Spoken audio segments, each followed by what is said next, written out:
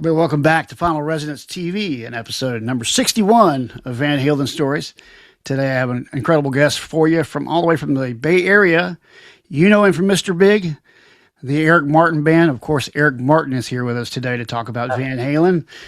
He has some very interesting stories. I've run across your name a bunch of times as I've done my research. And as I was going back through your career, you were in the Bay Area all along in the early days. You grew up in that area? I'm an Army brat, so we kind of traveled everywhere in the world. You know, I went to my brother and sister were born in Taiwan. We lived in Europe, and yeah. But I went to like junior high school in Sacramento, Okay. California. Actually, let's get right into it, man. Sure. I was. I remember this like it was yesterday. My brother's he had have you ever heard of a Coronet? Yeah.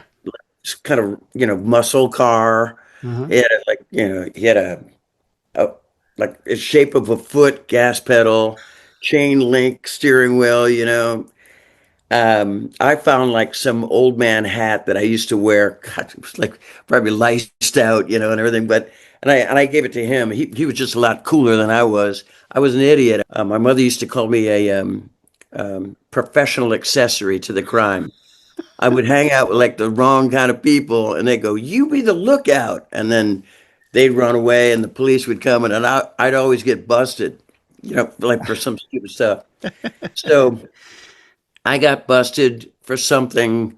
This is, I don't remember, maybe I was a freshman or something in high school, but I got busted for them breaking into the house and then me, being a lookout. And the cops brought me home. And then basically, I was going away to like a summer vacation with my mother and father. My mother and father just got back together. Yeah, they broke up for a long time too. So it was like very, very like what a mess I was coming in. And I go, police has let me out, and there's my dad standing there going, "Oh, you son of a bitch! You ruined it for me." That vibe. Yeah. And my brother's washing the car, and my brother's pumping up the radio, and it's like, and I was a rookie wannabe rock star back in the day. But man, that just made it all better. For some reason, I remember that moment making me really happy and like comfortable. And I mean, not comfortable, but like safe. My dad's just, look, 10 minutes later, my dad's beating the shit out of me. And my brother's like, "You fool," whatever. Heard you really got me for the first time. Right. That So thing. seven. Long, So long ass 78. story. I'm just going back to the No, memory. no. So 78. That was you heard it right when it came out. Right when it came out. Yeah. Right. So at this point, though, you're in a band. Is it Kid Courage or 415 at this point? I've already been in Kid Courage. Okay. No, I'm in Kid Courage, and that's '78 when that album came out. Yeah. Yeah. Yeah. So yeah, that was I must have been like 18, Right. like that. Yeah.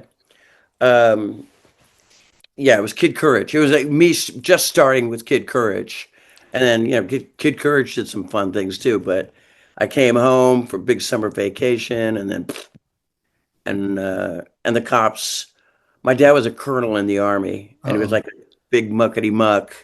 He was like the great Santini. Um, he was, and he had connections.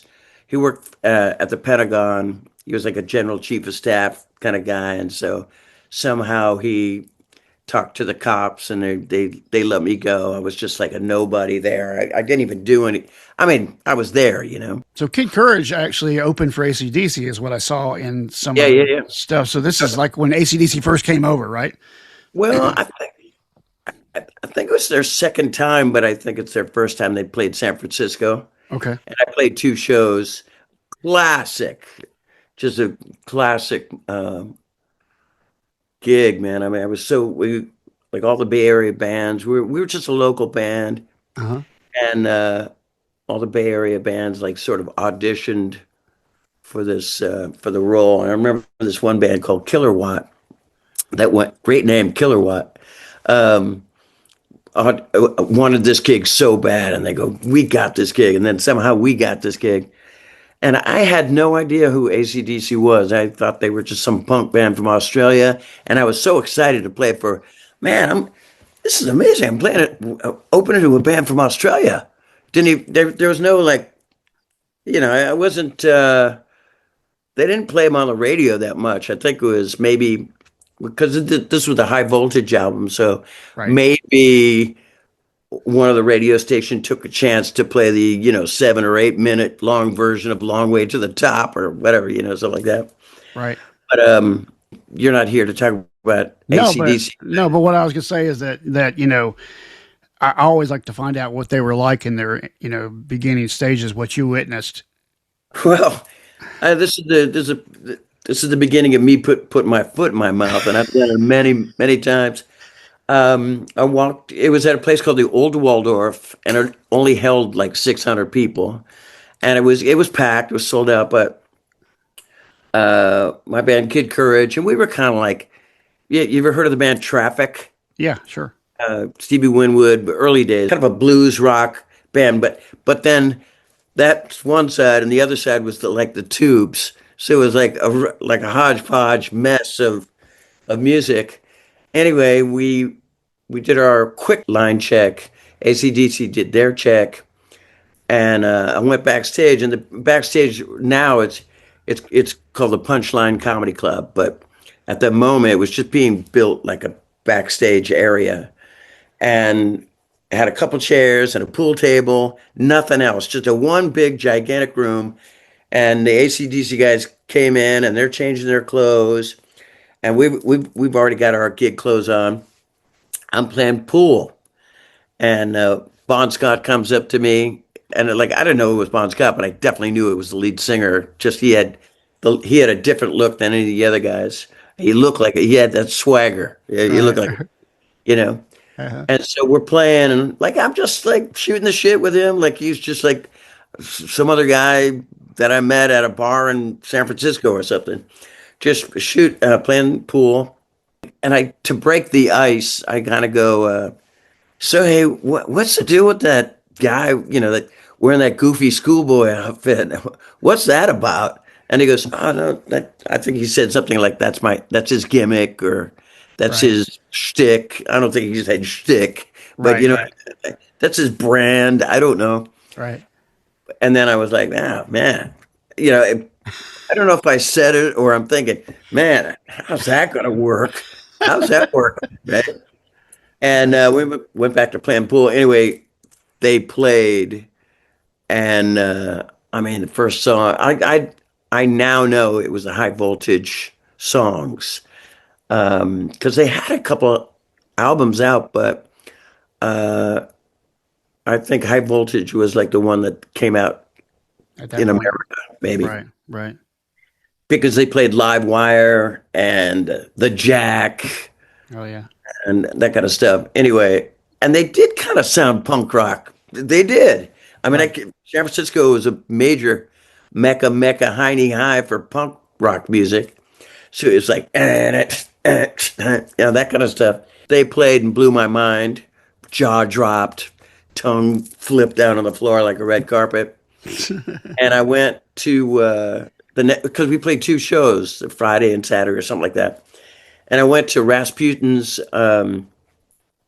rare bootleg record store. They had all the new like heavier rock stuff. I had to go across the San Francisco Bay to the Oakland, drive back. Just made it to sound check, and same kind of thing. But I'm playing pool, and then Bond comes up, and I'm as nervous as maybe I seem right now. I was like, hey, like the Chris Farley moment kind of thing. Yeah. Remember when you were? Remember you were in the Beatles? That kind of thing. And I go, oh my Right. god, oh my Right. god, your album, and you're a great singer, man. And man, just like I felt the punch, that crunch of the guitars, man. It was so amazing. I'm gonna buy all your records. And he was like, I liked you better yesterday when you weren't such a fanboy. That's what he says to me. Yeah, well, I liked you better yesterday when you were such a fanboy, and I'm like, took the wind out of my sails, and then Oh, it was like, hey, that, maybe it was like, I think we just laughed, and he said, okay, I gotta go, but it felt like that Mean Joe Green moment or something. It's like, okay, kid. I mean, he didn't throw me an AC/DC shirt or anything, but and then they played, we played, they played, and came backstage and kind of hung out and I think I did. I apologize. I go, hey man, I'm sorry for saying that about. And I knew his name now because it was on the back of the album cover. But I go, Angus Young. I'm so sorry. I said that. He goes, no big deal, no big deal. And I could have sworn he was like, yeah, yeah, looking at me like I was like fucking. Then that's when I turned into a donkey head or a lollipop. Yeah, wow. So see, what I was going to say is that, because Van Halen and AC/DC sort of were symbiotic in their time frame, yeah. the Day on the Green festival in '78 was a big deal. I don't know whether you got to go I know you played at one. I don't know what Yeah. year, but '78, did you go to '78? No, I saw Peter Frampton live. It was like a British day. And the day that I played, actually 10 o'clock in the morning, Hmm. people just get out of sleeping bags. Maybe 10,000 people are there, but like the hell, it later on into the day, it was like 80,000 people. Still, What year was that you played though? I don't know, but it was Hart, Pat Travers, Loverboy, special guest Ozzy Osbourne with Wow. Randy Rhoads, Wow. and 81. Wow. Randy Rhoads, huh? See, well, yeah, yeah. I mean, he was just a kid. They were all kids. I mean, Ozzy played for 30 minutes, maybe, yeah. and we played for three, four songs, and got kind of. I mean, it's a Bay Area band, but there was shit coming up on stage, some lettuce heads and some fireworks, and getting pelted by something. But I remember, who famous promoter? He's passed away now, but Bill Graham. Yeah, of course. Yeah. Of Of course. course, yeah. So Bill Graham, so we were managed by Herbie Herbert, who managed Journey, and I was with Herbie, and I were together for many, many years after that, through Mr. Big days. But Bill had picked up all these lettuce heads and fireworks and put it in like a little basket with a bottle of champagne. Now, I've said this story before, and I said, like, Cristal. Nah, it was probably Cooks. I'm thinking Cooks, you know. But it's still, he goes, you guys made it. The last band that opened that I had out here, and I don't mention any names, but the last band I had out here, they got booed off, crying and screaming, and they kicked them out. Good Yeah. band. I remember seeing when I saw pictures of this stuff, like even in '78, there's a picture with Van Halen and Bill Graham, and I was amazed at how young he was. When I was thinking of who he should be, what he should look like, Yeah, yeah, yeah, he was fairly young, in comparison to those guys. yeah. He was young, but he had like that. His face was chiseled, like almost like, I don't know. To me, he looked old because I used to go. Right. I used to go to Winterland and mainly Winterland, and those gigs back in the day, and see him all the time. He just looked. He had this look on his face, dark, sullen eyes, and I don't know. Maybe you thought he looked young, man, but like to me, it's like you don't want to hang out with. You don't. Hey, if he's looking at you, he'll go. Let me see your pass. Let me laminate, sticky pass. Grab your leg. All right, you can hang. You don't have the red dot. You can't be back here. Yeah. Yeah. So '78, '79. What's your exposure to Van Halen as far as shows? Did you see him anytime in the early days? I saw him a couple times, but I saw him once with David Lee Roth. I was there in 1984 on stage watching Van Halen in Donington. Yeah. But Right. I saw them a couple times. David Lee Roth, I saw him a bunch with Sammy. And I never saw Gary. It's not legend story, but like I'm the only one who ever auditioned for uh, Eddie Van Halen, and didn't even get to do it because I chickened out. So I'm that guy. I was in Australia, and I was Mr. Big and Extreme were playing together.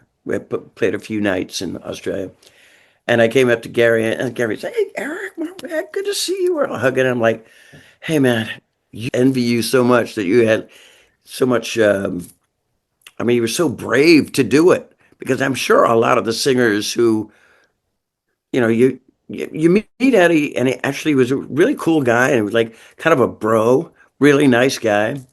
But it's Eddie Van Halen, Right. and and my fanboy took over again. Thanks, Bon Scott. Um, Thing about Gary Sharon, Yeah, yeah, go really ahead. quick, just really quick, that I go, Yeah. you did it, and he goes, yeah, I did it. I fucking did it, and I couldn't believe it. I mean, I was like, watch, I'm here in the room with Eddie Van Halen, and I go, I told him right there, I go, God, if he goes, hey, you did too, right? And I go, yeah, no, yes, and no. But I go, if I would have done it, I could have had bragging rights, you know? That's how, like, I mean, because I probably wouldn't have made it. I was too, I didn't have confidence. That's one thing, like maybe I thought, maybe a little bit of cockiness, thinking I could probably do this David Lee Roth thing. I could probably sing. I had a Paul Rogers type of voice when I was, well, throughout my whole life, but my voice was like super high back in the day. And I said I could probably do this, and a couple of those, yes, the screams and stuff. But I was I was short. you know, I was a little guy, and here's this ominous looking cut looking guy and the greatest entertainer in the world next to he's right up there with Freddie Mercury. And Right. so yeah, I'm I think it's funny to me. I mean, I don't mean any disrespect to David Lee Roth, but I go, those mighty big clown shoes to fill. Let's go back to Downington real quick. There's a photo of you with Van Halen in '84 in Downington. You just mentioned it. Yeah. Well, tell me about how you ended up at the show because it was John Entwistle, Neil Sean, Yeah. and you and Valerie and Ed. They're in the picture. All these big stars, and how did Eric Martin get in this room? Yeah. You were young. Dude, You were a I was young young. guy. I was like, yeah, and I thought I was experienced. I had like a few records and a couple band situations. So I went over there to England to try to get a record deal. Herbie Herbert had a partner named Sandy Einstein, and Sandy managed me in the early days with Kid Courage and all that. But we were there, and I think eventually got a label. It's called Music for Nations. But I was there, and it just so happened that like Neil Sean was there too, doing something. I can't remember what he said. He was doing something to promote something. But then he said, "Hey," he goes, "Hey, I met John Entwistle from the Who." I'm like, "Yeah, yeah, cool." And he goes, "Yeah, man, I want to do a demo. We should do a demo together." And he goes, "Do you have time?" And I'm like, "Do I have time? I got all the time in the world." Yeah, of course. And they were talking about like Zach Starkey playing drums on it. I was like, "Oh man, my ticket out of here. My ticket somewhere." Neil was staying in some fancy smancy hotel in Hyde Park, and me and Sandy were staying someplace in Earl's Court where kind of funky. John Entwistle, he picked up. No, he picked up Neil, and he was driving, and he had his girlfriend in the car. He had or I don't know who she was really, and this huge Afghan dog. I swear to God. And like you're thinking, like, how big was that car? It was a Corniche Rolls Royce station wagon, right? Emerald green. Wow. Yeah, fucking trip. And and so he picks up Neil, and then he picks up me and Sandy. And so me and Sandy and Neil are in the back, and oh yeah, his girlfriend was driving. John was mixing mixing cocktails, ginger ale and brandy or some shit.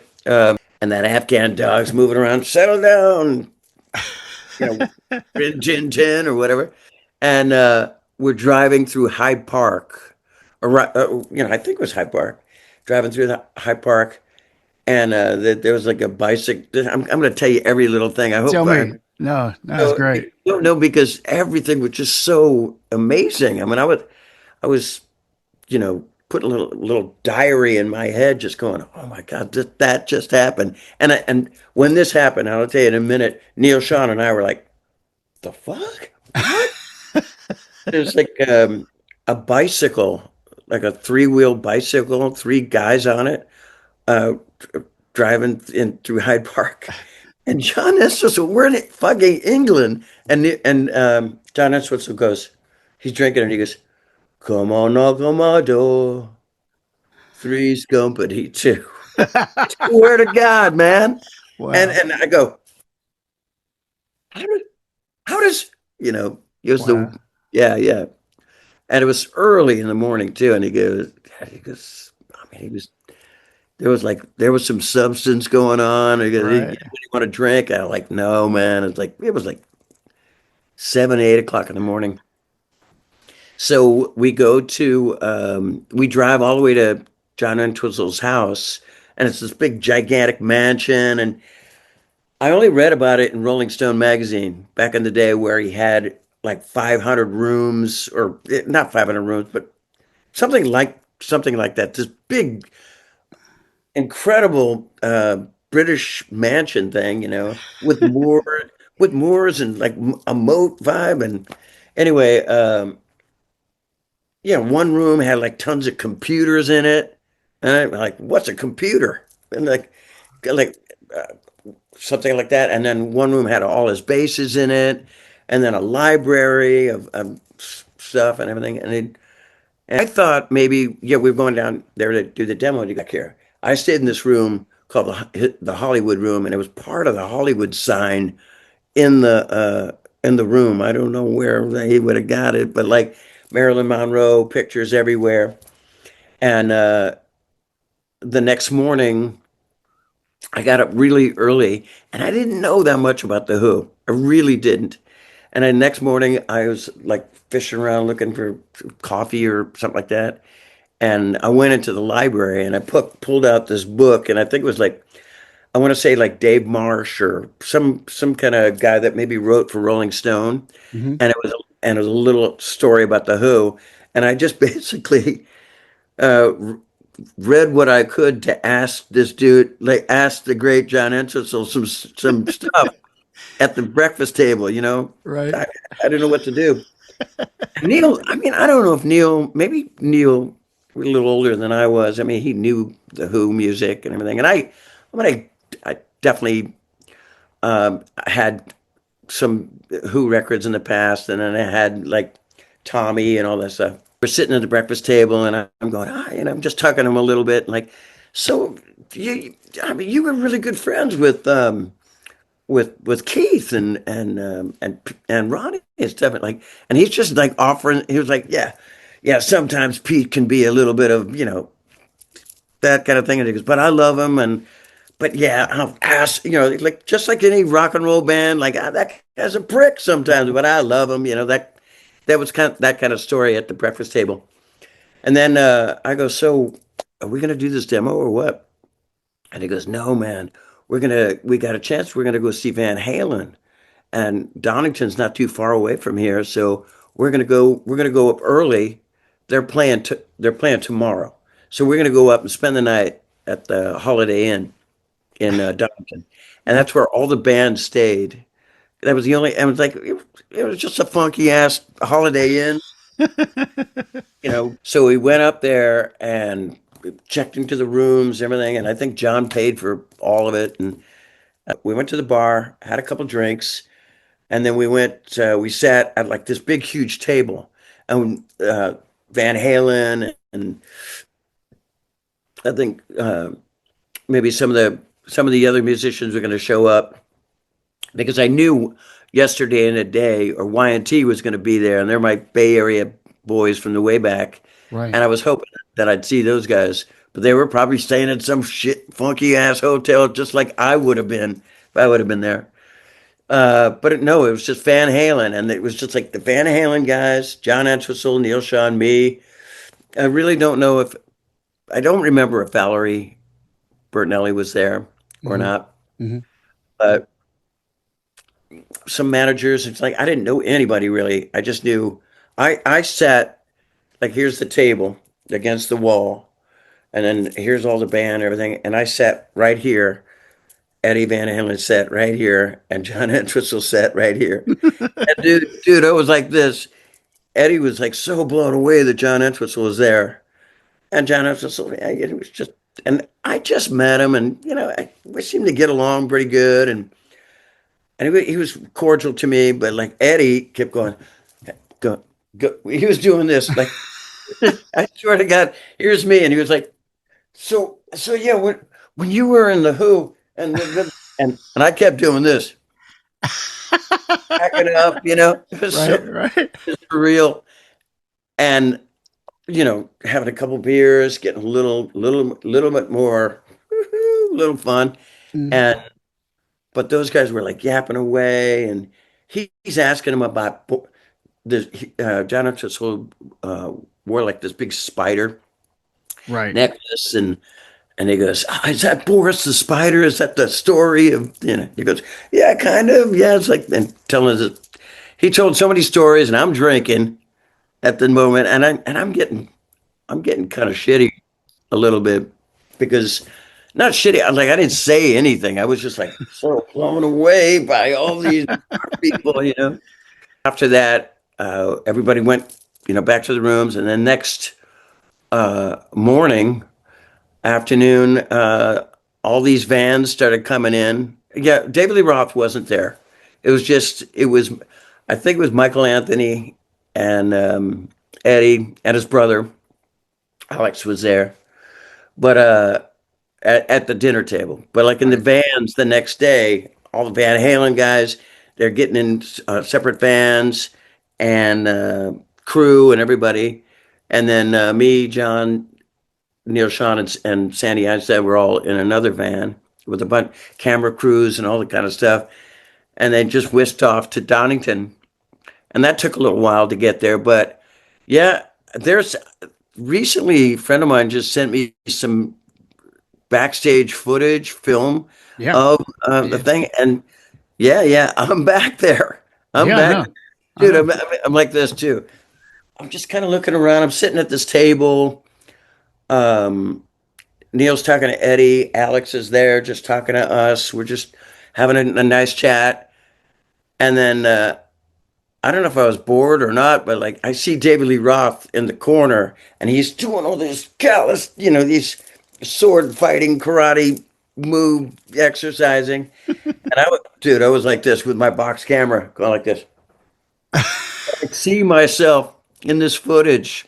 They go, my friend Steve Brown, he goes, "Hey, you're back there. I can't believe it. You're back." And do you know Steve Brown? Yeah, of course.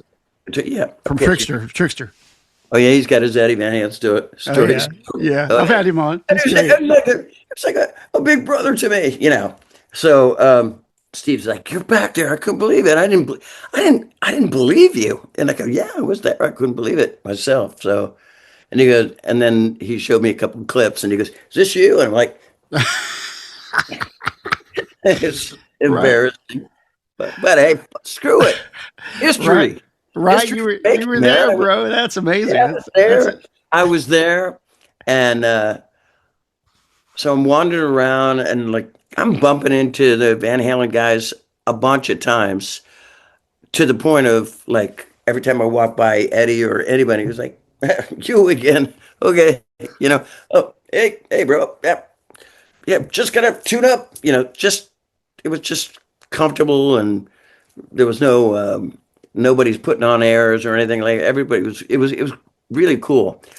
Little backstage camp out area.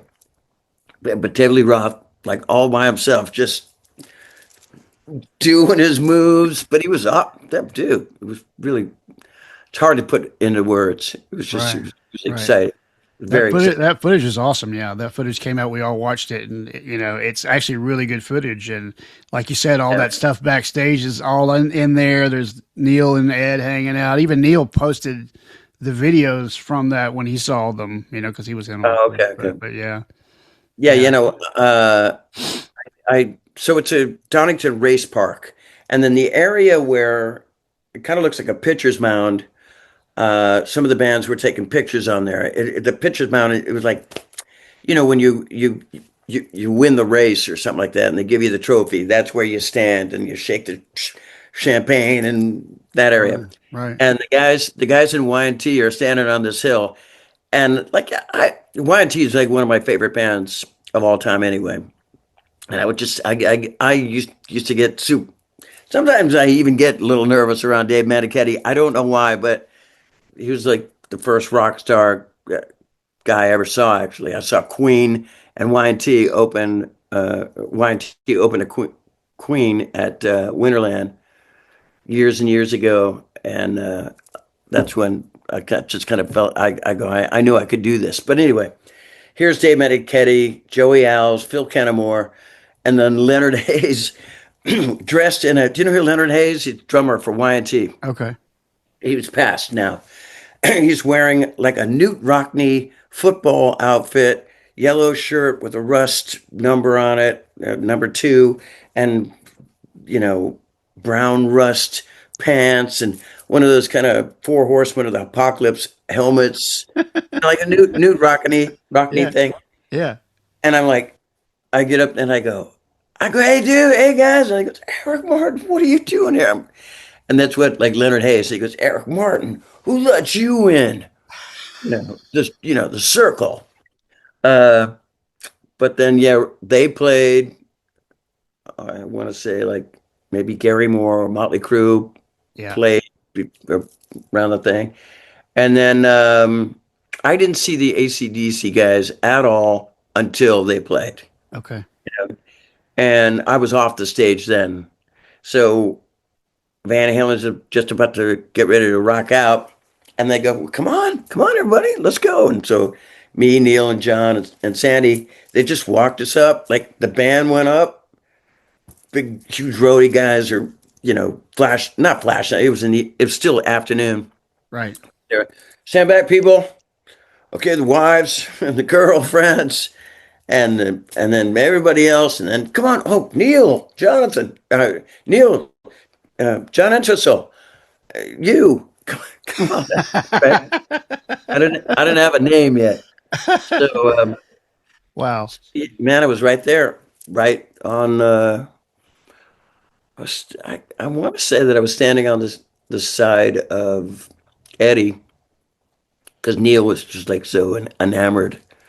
I mean, he loved Eddie Van Halen, and it was good. I thought it was like killer rock show, and never been on. Well, I mean, I've hung on stage with Journey before, but like Van Halen, that was something else. Right. Side stage. Yeah. The footage, clearly shows that side stage and the whole thing. It was a very unique show for 84 because 84 was very rehearsed. When I saw it in the US, it was very, very rehearsed, but on that show, it seemed like it was more seat of the pants. Let's do this, kind of wild. Well, it's the first time I ever heard, I mean, how David Lee Roth was, and he was the cock in the walk, man.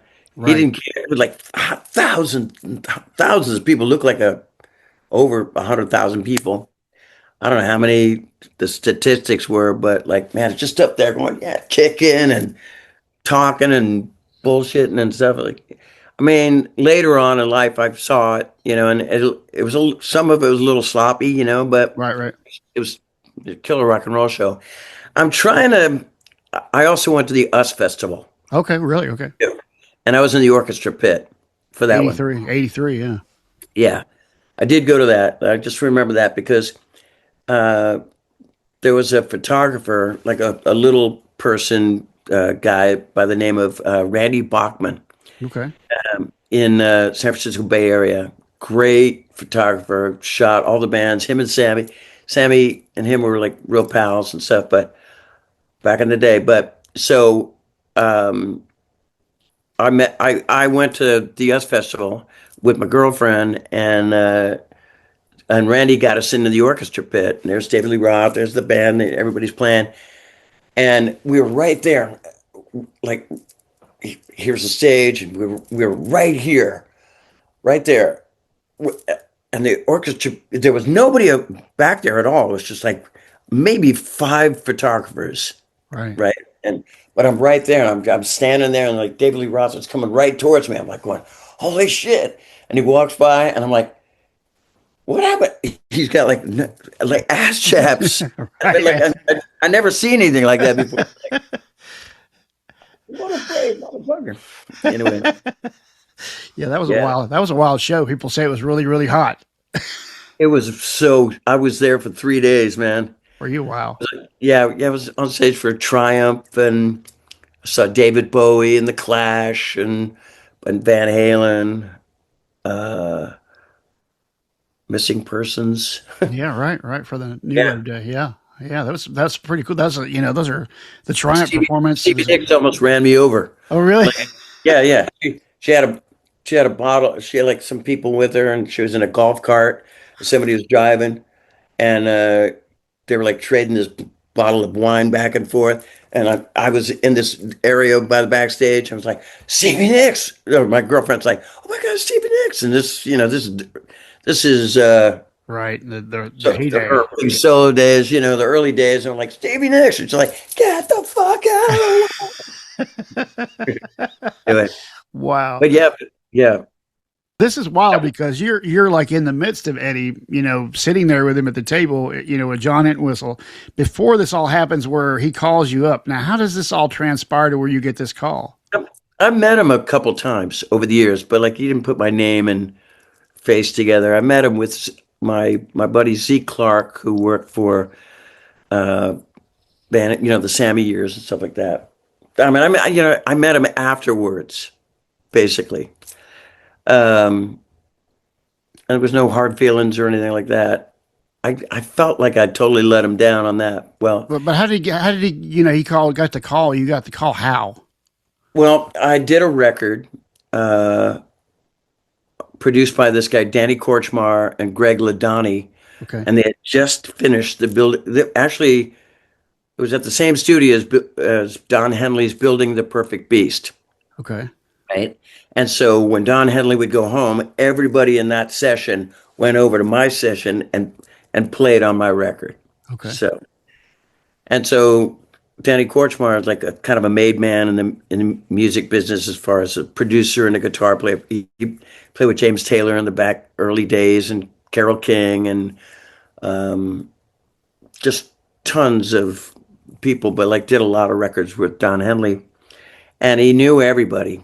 And he's one of those guys where, and he after finishing the record with me, he was in New York, and he was at the Letterman show, and he was there with Eddie when he was like jamming on the thing. I think that's what he said. He ran into him somewhere, and he played him. He said, "Hey, are you still looking for a singer?" And he goes, "Always. I'm trying to find somebody compatible, want to work with." And he goes, Cooch talked to so Cooch is his nickname. Okay. He talked to Eddie and said, "I've got a kid. I just produced this guy, and he's like a really, really great singer," which that was awesome. And he sings really high, and he got a lot of soul in his voice. I think he'd be good for you. I didn't know that Cooch did that, and then out of the blue, and I'm not home. I got the answer machine, and I came home, and I was like, "Eric Martin, this is Eddie Van Halen," and I was like, I was like, "What? What does Eddie Van Halen call me?" And then Danny Korchmar gave me your number, and I'm calling you about possibly getting together, maybe us jamming on something or whatnot. Then that's when I called Danny, Korchmar, and I go, "What the hell?" And he goes, "Oh wow, that's cool that he called you. Yeah, he's looking for a singer." And I'm like, "Yeah," and I hope. And then this is right when my solo album just came out, and I'm really proud of this record. What he says was like, I'll call you next, in the next couple days. And then he called me. Hey, bro, I still have the messages, actually. Yeah, of course I do. Because the next time I have the answer machine message when he first called. And then the second time I have the answer machine message, but then I also had like a little, in a little tape recorder with a dirty ass blue suction cup, and I stuck it to the old Princess phone. And I'm going, hello, just like super nervous. And all you can hear is like, Eddie Van Halen. I'm like, oh, fanboy. I just, thank God when Billy Sheehan called in 1988, I was like, all right, I'll do it. Yeah, no problem. And it was no problem then. Right. I got my wings or something.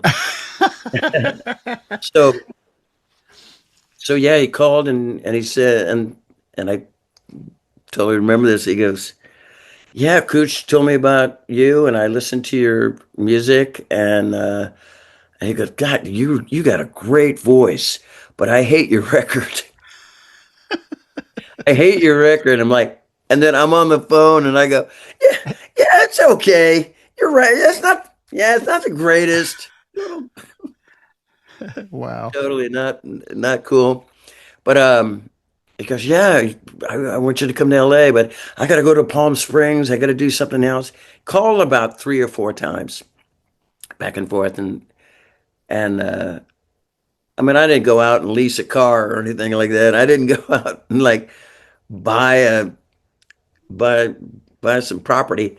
No, I was just like really excited, and I told my girlfriend, and I think I told Neil, and it's like, really, like he couldn't believe it. Wow. But Yeah. So for people who don't know this, is when you're going to potentially replace Roth well, I think he, or you left. know, was he was he out already and then came back, and then I was like, because I've even tried to look up look up stuff on the internet too. Yeah. And so if this was 84, 80, if this was 85, 5. Right. um, and it could have been Mm-hmm. because that's right when my solo album came out. Right. But That makes sense, though. did he 85. get? Yeah, I mean, they parted ways then. Yes.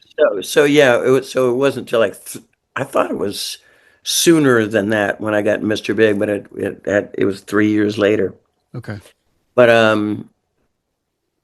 yeah, I mean, I didn't, and like I kept saying, I go when I was talking to him on the phone, I go, God, are you sure David Lee Roth is gone? And he goes, yeah, that's over. I'm moving on, just focusing on some new thing.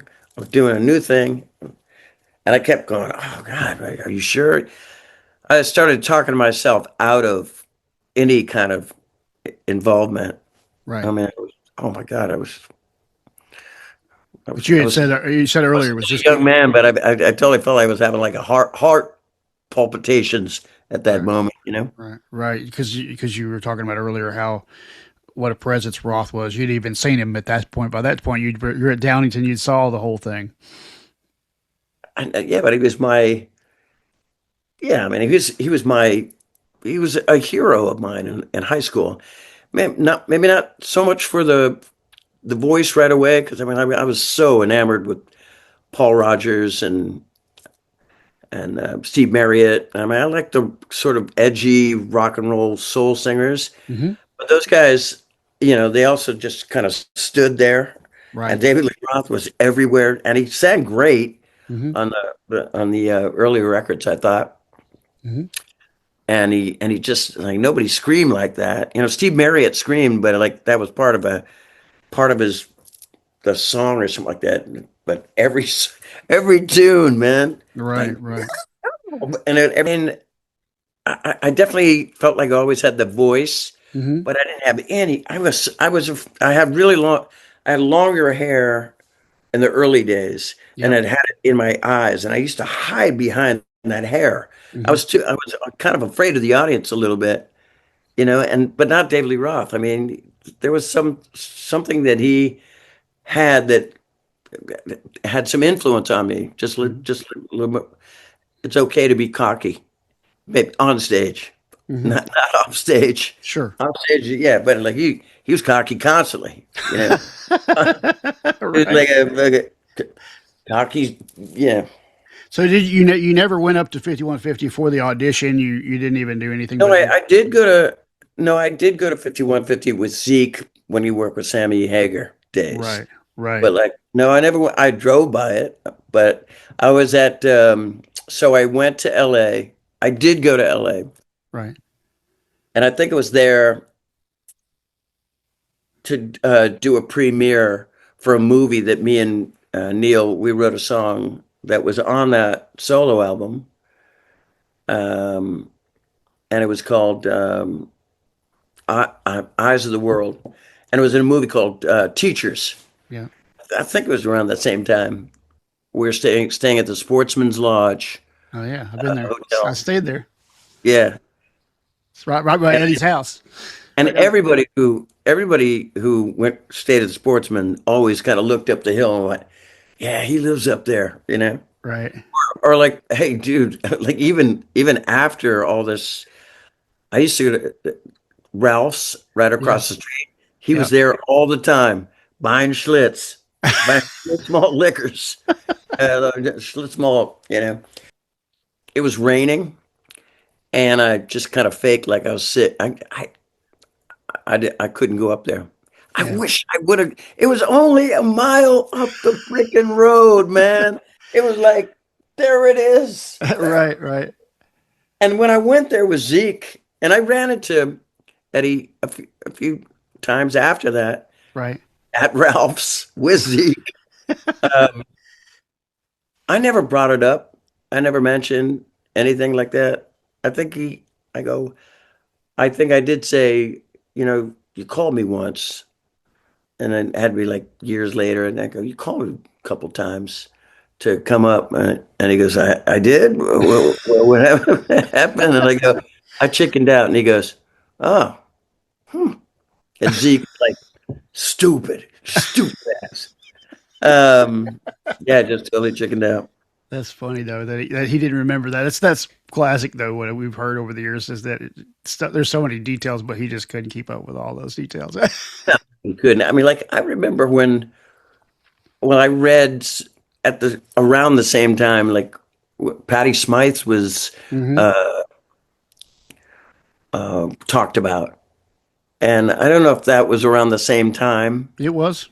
Yeah. Yeah, Yeah. Patty Smythe. Um, Nobody else I knew. Yeah. But I did run into Sammy Hagar a bunch of times around that time. And Sammy, again, super intelligent guy, but cocky.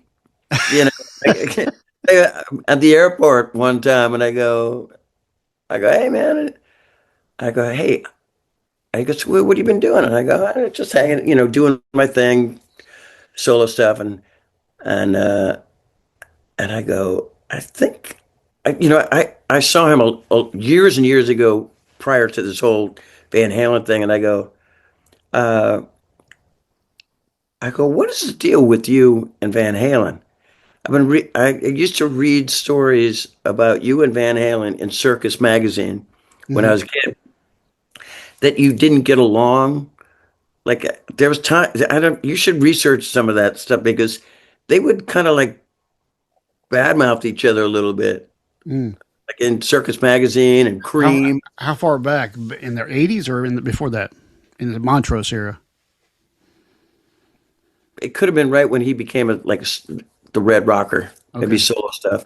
Yeah. I I'm pretty damn sure that that actually happened because I ran into Sammy a lot. But then the one time I did run into him, and he goes, yeah, I'm going to audition for Van Halen. And I go, I was almost gonna, I was almost gonna do it too. Like I said something, and he goes, "I got this gig." Like, I swear to God, I got this gig. No problem. I got it. I can do this gig in a heartbeat. Well, Yeah, yeah. I guess it worked out. No, yeah, yeah, yeah. No, here it is 85. I have all these like incredible session people playing on my record. Danny Korchmar, Greg Ladani. I mean, like they won so many awards for that Suns, you know, Boys of Summer and Right. Sunset, and all that.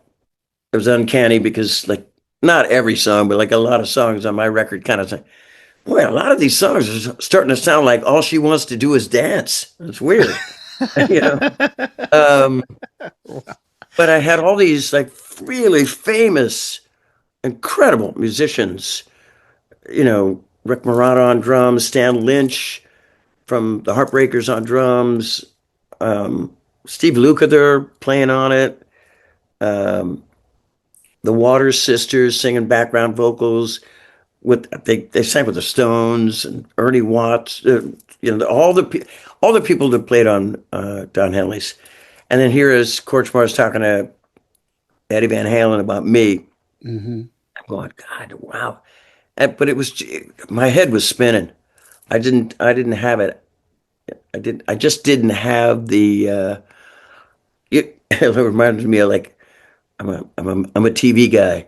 Ed Asner saying to Mary Tyler Moore, "You know, Mayor, you got spunk."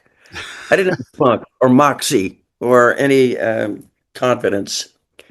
Shortly after that, Steve Lukather gave me a call to audition for Toto, and I really wanted that gig big time. So I messed that up too. I'm pretty Oh, sure, but I wow. did. But no, I did it. I did the You went and audition. did it. You went and did it. Yeah, Well, hell yeah. that's awesome. Well, you know that Alex Van Halen's talking about having another singer in now. You heard about this, right?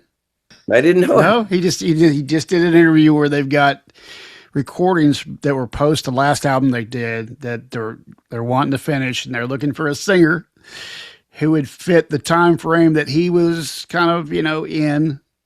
Alex, anyway. He's got some. He's him and his brother put together a bunch of music. Mm-hmm. Right. Oh, A final album that was never finished. Apparently, all the music's recorded, but they are kicking around who's going to be the vocalist for this. So, just letting you know, this could be your but swan song, yeah, yeah. Hey, if he called, I would definitely go. I would definitely go. right? Right. Yeah. Well, he's looking, and that was just like 3 days ago. It was a really hot topic lately about who's going to do it, and Lukather's involved as well. He's producing, I think, this thing. Oh, And cool. so, yeah, it's really interesting that was going on there. So there's another story about you doing a club jam with Eddie Van Halen where he shows up Yeah. randomly. Tell Oh me man. about this. Oh, the best. And it's kind of full circle here. And I'll tell you in a minute. So I'm playing Uncle Charlie's. It's like a local club, you know, like the Huey Lewis and the News started there, and they Okay. did like the demo for, or not demo, but like a little video for Power of Love. It's in that club. Anyway, playing this little club. At the end of the night, we basically say, you know, good night, and they're putting chairs on the table, and people are milling outside. There's like maybe 50 people, 60 people still left in the club. And I see Neil come to the bar, and I see him with some guy, look like a homeless guy.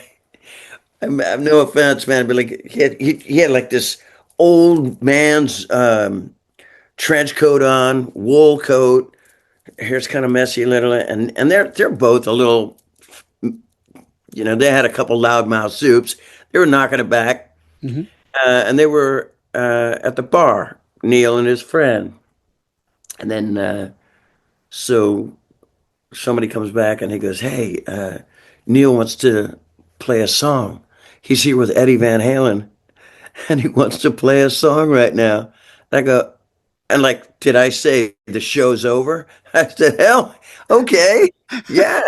And I went right back on the stage and I go, we have one more song. And then the owner, Jeannie, she was like, Ixnay, it's over. And I'm like, no, well, look who's coming up. And so they both come up and he's got his guitar. I mean, they got their shit, man. And they play You Really Got Me. That's what I'm Wow. talking about this full circle. You know, me, my dad's just about to kill me, and You Really Got Me comes on. But they come up and we play this song for 25 minutes.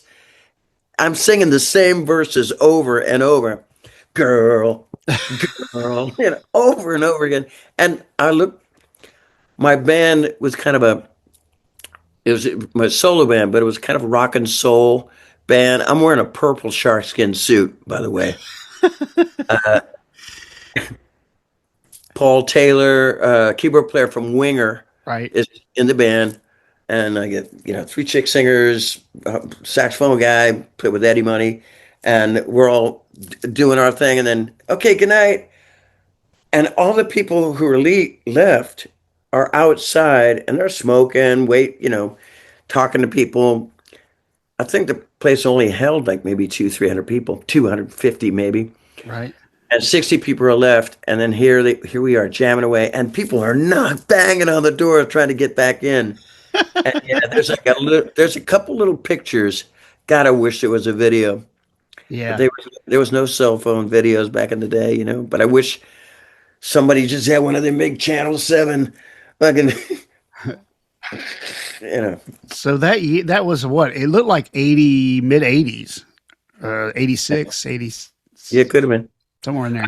I was definitely because I was doing those songs from that Eric Martin solo album. Okay, so it was right after that. Yeah, because we judge Eddie's age by his haircut.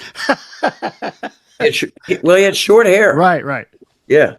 right. So that was that period where he cut it. And it was like they were both drinking, but it wasn't like fall down drunk. There's a couple pictures that I have, and I've seen it online too, of the Eric Martin band guys with Neil and Eddie, and we're backstage. And Right. everybody's just a lot of that. But Right. yeah. That's the picture I've seen. I saw it. I was looking around for stuff on your different experiences because I knew I'd heard the audition story before, but I started looking around like digging all these other things up, and I told you I heard that you were at this rehearsal in '88 for Oh no, man. Oh, Monster and Rock.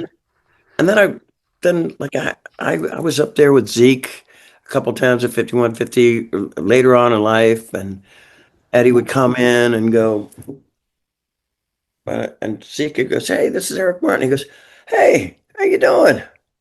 Looking for strings. So, what did you think of 5150 and his house up there on the hill once you got to Oh go up my there? God, it was pretty amazing. Right. Cluttery. It was like there was so much shit. Yeah.